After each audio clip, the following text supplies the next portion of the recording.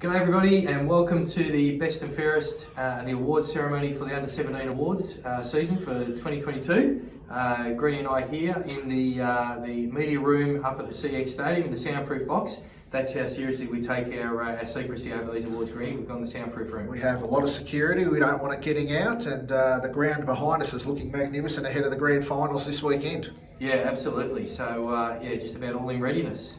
But before we get started, on to the vote count for the under 17s and the announcement of the award winners. It's only right that we acknowledge the traditional owners of the land that we're coming to you from. This is Gumbaynggirr country, and we pay our respects to elders past, present and emerging, and also we acknowledge the tremendous contribution to the game that the Indigenous people have made, and just the excitement that they bring as well. Yeah, it's certainly great to see this year we've gone to a whole another level with more clubs getting on board with Indigenous jumpers, which was just incredible to see, and some great designs, but some really important messages within those jumpers as well. So well done to the clubs. And can I just add to all those people watching on other lands, we also pay our respects to the elders of those lands as well. Yeah, so moving towards the start of our awards process, and I just want to acknowledge obviously a very, very challenging season this year. Not only have we come off the back of 2 years of COVID, which has taken its toll in a number of ways. We've also had a phenomenally wet summer season, which has impacted other people's other sporting pursuits. Then coming to this season has made it phenomenally hard for people to commit to footy. We also unfortunately had the Grafton Tigers under 17 team fall over this year, which made matters a little bit harder as well. But absolute credit to clubs, players, coaches, everywhere in that under 17 age bracket, because everybody scrambled really quickly and really well to try and adapt and adjust, make some changes to our draw to make sure we got as much footy as possible for the under 17s, and we really want to thank everybody for your commitment over the course of the season to get us to this stage that we're now at. Okay, so moving ahead then, I suppose we should start with the goal kicker award, and this went right down to the final home and away round where we had two Coffs breakers vying for the award.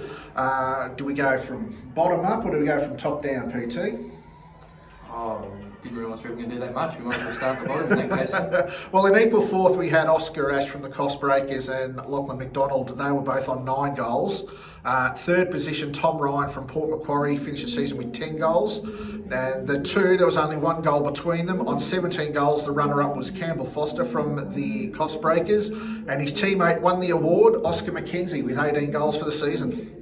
Yeah, so well done to those guys. Anybody who's thinking that those numbers seem quite low, obviously, there weren't a lot of games for each team in the under 17s this year, but certainly a very high standard, really quality footy.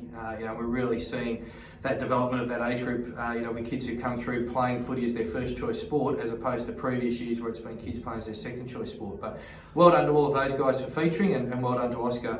Congratulations to him on winning the leading goal kicker for the 2022 season. So we'll move into now, start to look at our best and fairest votes, and we've got a couple of progressive leaderboards across the course of the season.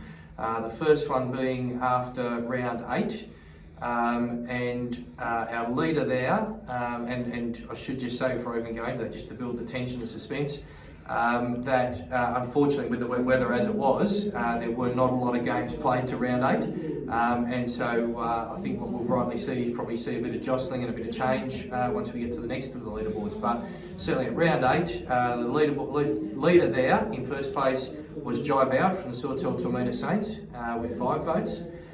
In second place, Riley Daggs Dagger from the Breakers with 4 votes.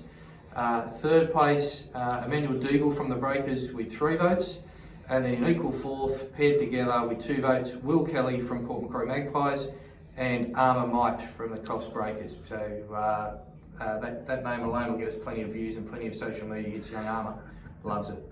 He does. So it was after Queen's birthday that we settled into a season. We got some drier weather, thankfully, and then we started getting some games of football. The first one after Queen's birthday was a Friday night game that showed once again how the clubs were willing to go the extra mile just to make sure the players got a game of football.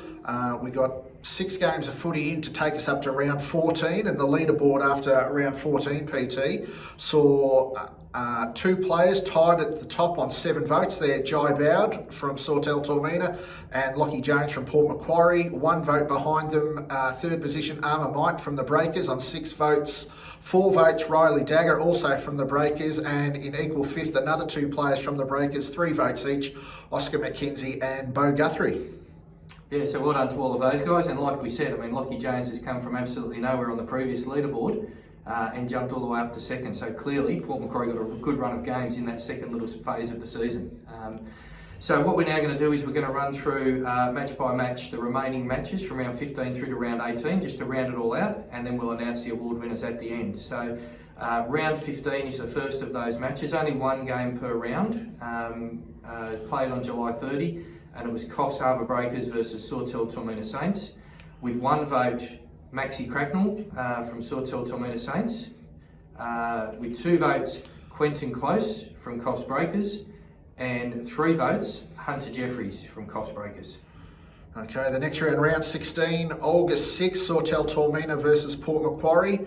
1 vote Tom Ryan from Port Macquarie, 2 votes Lachlan Jones, Port Macquarie, takes him up to 9, and 3 votes Jai Bowd, Sawtell Tormina, takes him to the lead on 10 votes.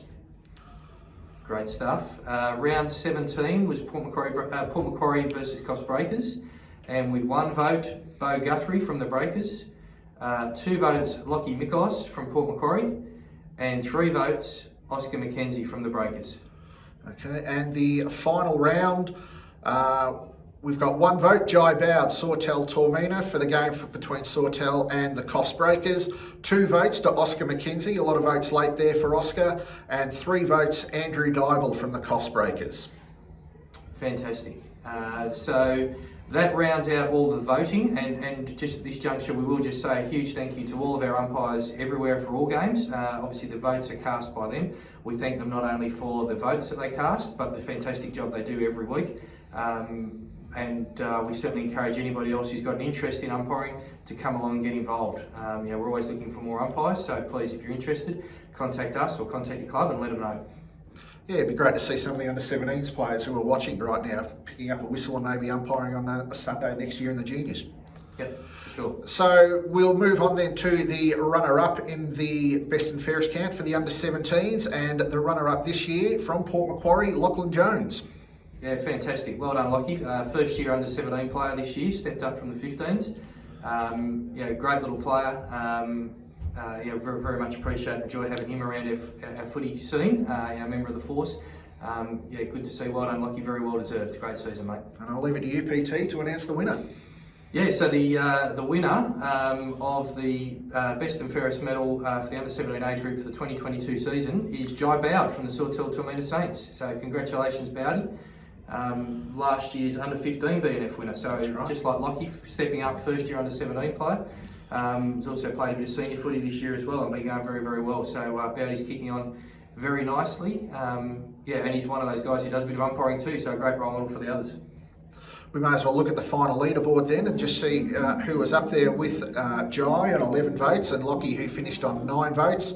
As we said earlier, Oscar came home with a late run. Oscar McKenzie was 3rd on 8 votes.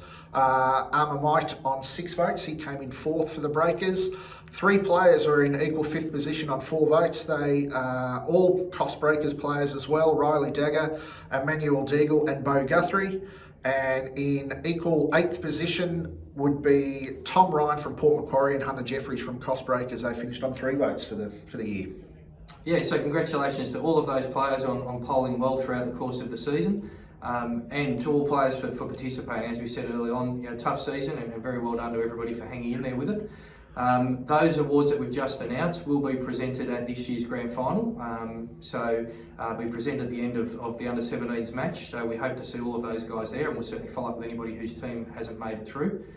We should be a great day, and we look forward to presenting it. All right, thanks a lot for joining us for the count of the under-17. Stay tuned because very shortly we will also have the count for the reserve grade.